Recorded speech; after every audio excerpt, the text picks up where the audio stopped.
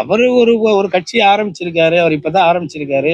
இந்த சினிமா படங்கள்ல ஒரு படத்துல சொல்ற மாதிரி, இந்த காதல் படத்துல சொல்ற மாதிரி, இந்த சின்ன கேரக்டர், டாக்டர் கேரக்டர், வெளிநாட்டு மாப்பிள்ளை கேரக்டர், இல்ல ஒரு நண்பன், உயிர் நண்பன் கேரக்டர், அது மாதிரிலாம் அதெல்லாம் கிடையாது. ஸ்ட்ரைட்டா நம்ம வந்து ஹீரோ தான் சொல்லுவாங்க. அது மாதிரி அவர் வந்து அது இதெல்லாம் எதுவுமே இல்லை. ஸ்ட்ரைட்டா சிஎம் நாற்காலி தான்ங்கிற ஒரு கனவுல வர்றாரு.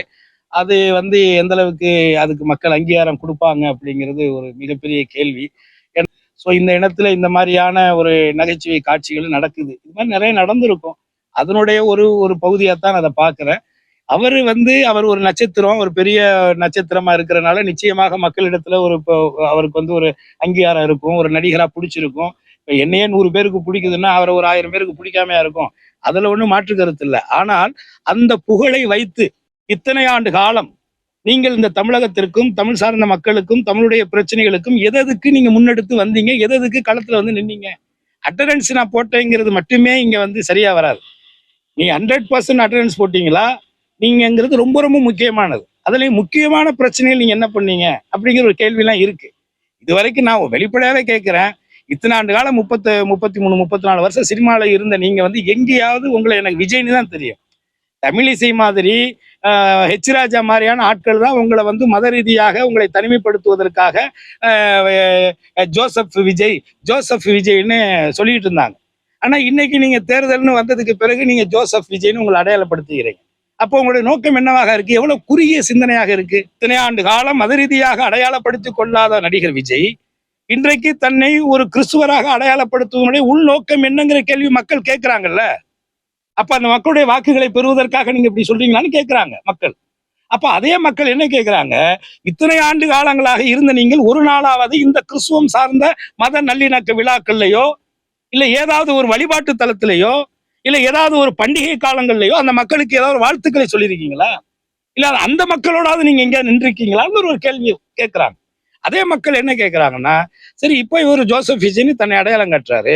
அவங்களுடைய அப்பா சந்திரசேகர் இயக்குனர் வந்து கொஞ்ச நாளைக்கு முன்னாடி தான் நான் தாய் மதத்துக்கு திரும்பி விட்டேன்னு வேற சொல்லியிருக்கிறாரு. இது என்ன அவங்களுக்குள்ளே அவங்க அப்பா ஒரு மதம், பையன் ஒரு மதம்னு பயங்கர குழப்பமா இருக்கு. அப்ப பாஜக செய்யக்கூடிய மத அரசியலை விட மோசமான அரசியலாக இது இருக்குதே அப்படிங்கிற கேள்வியை மக்கள் கேட்கிறாங்க. அந்த மக்களுக்கு நான் பதில் சொல்ல முடியாது. அவர் சார்பா அவர் தான் பதில் சொல்லணும். அவர் தான் அதுக்கு பதில் சொல்லணும். பலாப்பழம் வச்சீங்கன்னா ஈ மொக்கத்தான் செய்யும்.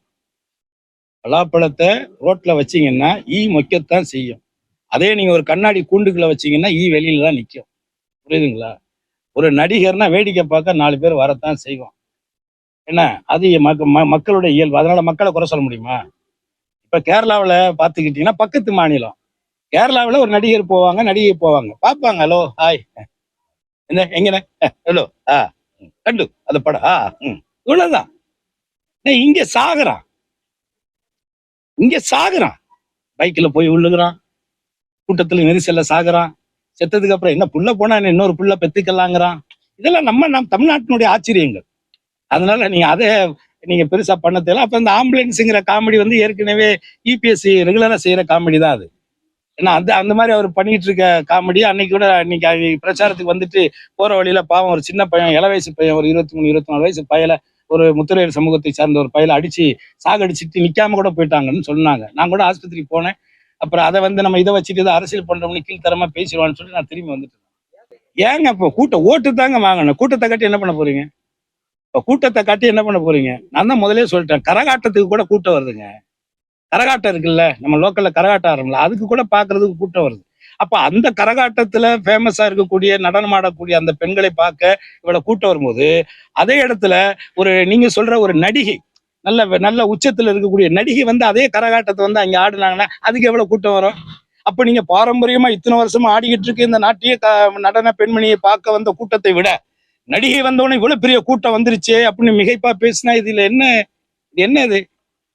அதெல்லாம் பிறந்தல்லைங்க. நடிகைன்னா பார்க்க கூட்டம் வரத்தான் செய்யும். அது ஓட்டாக மாறுதாங்கிறதா இங்க முக்கியமான கேள்வி. அவர் மேலே வழக்கு இருக்கு, அவர் மேலே வருமான வரி கட்டாத வழக்கு இருக்கு. அதை பத்தி பேசுறதுக்கு அதுக்கு ஒரு தகுதி வேணும். உங்க மேல நீங்க வழக்கு வச்சுக்கிட்டு அவங்களுக்கு இருக்கு இவங்களுக்கு இருக்கு இதெல்லாம் பேச்சு கிடையாது.